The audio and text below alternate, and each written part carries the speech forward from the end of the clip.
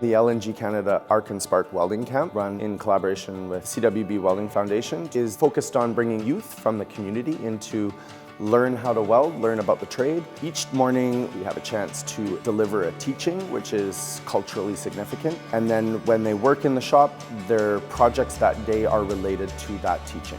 I've always been a hands-on person. I got it right away. It was like a skill. My mom and all that were like, how?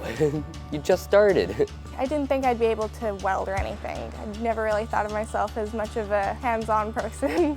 Once students have the basic skill set and they have the confidence in themselves, that's where I know that we're doing our job right. I liked all the safety tips in welding.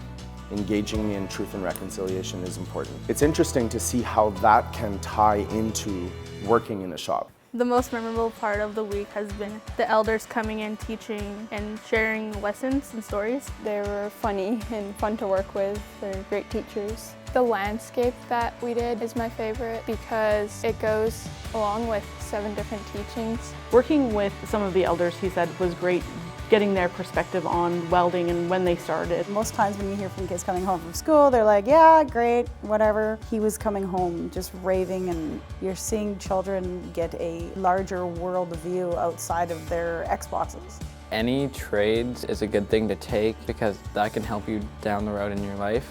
Yeah, I think I would like to become a welder when I'm older. If there's an opportunity with any kind of welding or anything, I would just go straight for it. Some people who took this camp most likely will become a welder. They've found a passion for it and they're really good at it. I could totally see myself doing that in the future.